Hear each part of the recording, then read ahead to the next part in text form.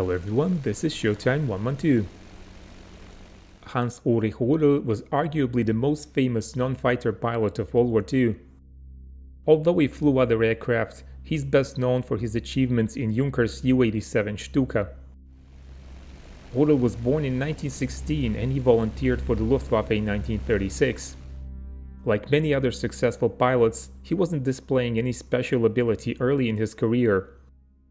As he was finishing his flight training, Hermann Göring addressed the cadets and encouraged them to volunteer for the new Stuka dive bombing units. Rudel volunteered and was accepted. He initially struggled with learning the proper dive techniques, and his commander apparently lacked faith in him. The fact that he was very atypical for a military pilot didn't help either.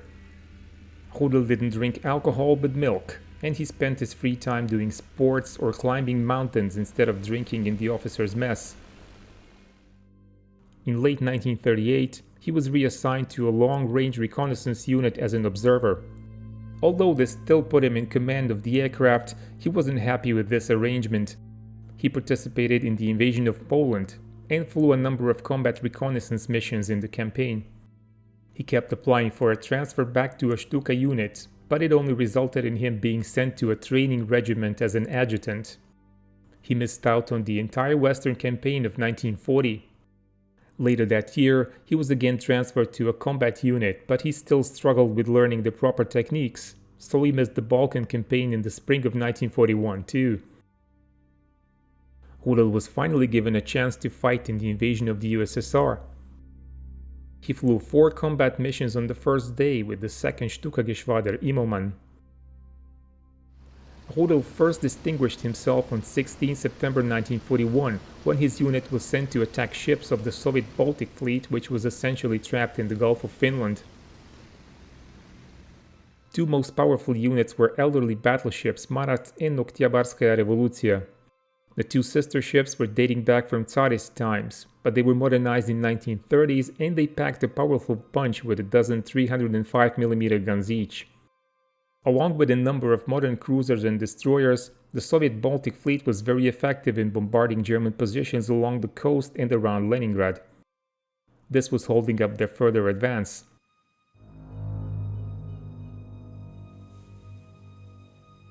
As a German recon flight spotted Marat, Stukas of Stukageschwader II from the airfield at Tirkovo were dispatched to attack it.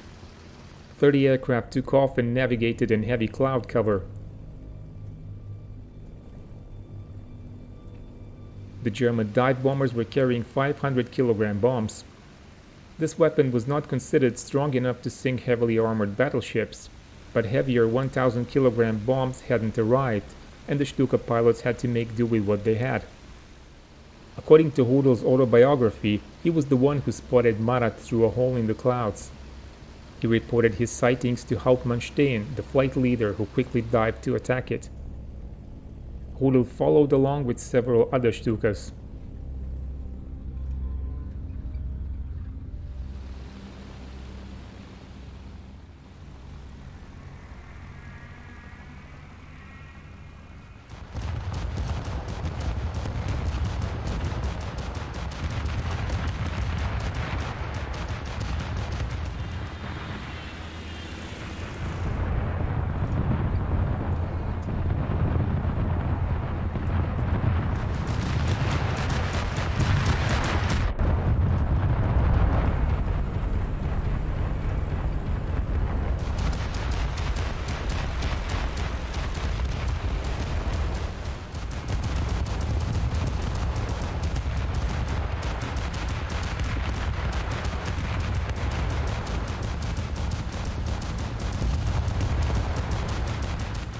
Steen's bomb was a near miss. Rudel, however, was more precise and his bomb hit the rear deck. The Stukas climbed back through the clouds, but they were unsure of the result of their attack. Recon flights were unable to find Marat for a few days. On 21st of September, the 1,000-kilogram bombs arrived, and the next day, Marat was found in Kronstadt harbor under repairs. Kronstadt is a town and a major Soviet harbor located on the island of Kotlin, west of Leningrad. Most of the Soviet Baltic fleet was anchored there, and the area was very heavily defended by flak.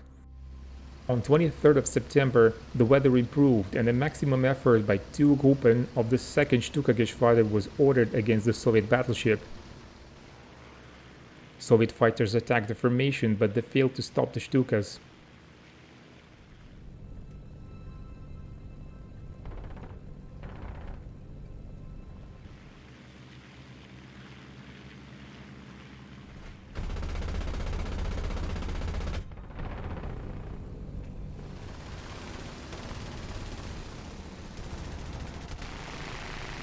As the Germans were approaching Kronstadt, their formations were generally dispersed as the pilots were evading heavy flak fire.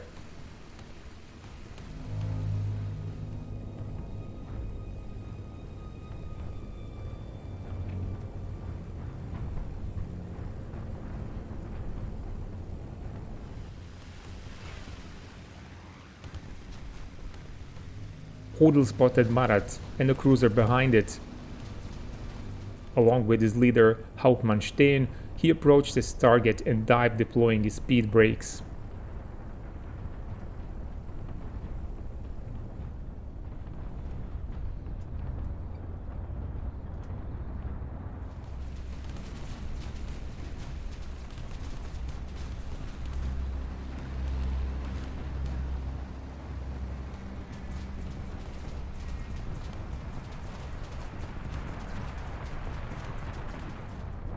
Rudel then retracted his air brakes to make himself a harder target and released his 1,000 kilogram bomb on the giant battleship in his sights.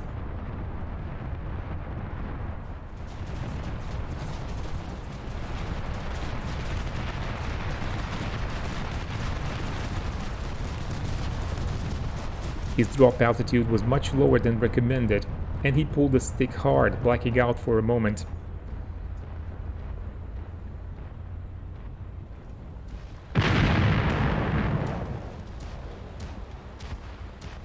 As he was still recovering his senses, he heard his gunner shouting that the ship had blown up.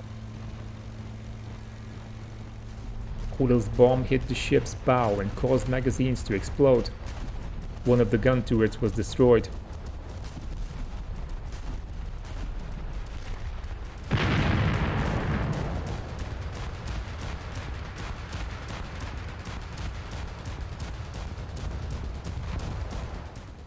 Rudel stayed at low level as he was pulling away from the harbor.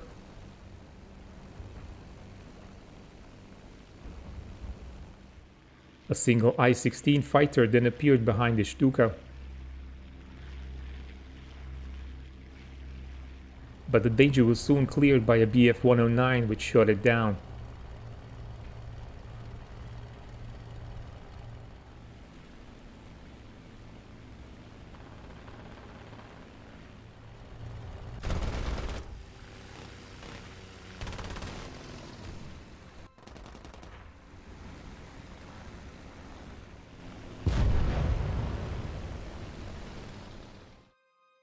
Marat sank to the bottom of the harbor, but as the water was shallow, Soviets still managed to use the remaining gun turrets as floating battery to bombard German positions besieging Leningrad. When the Stukas returned to Tirkovo airfield, another immediate attack was ordered.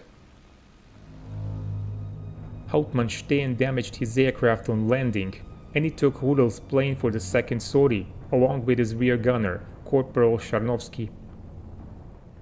But as Steen was diving on the cruiser Kirov, his airplane was hit by flak. He still managed to release his bomb, which damaged the cruiser, but the Stuka didn't pull out.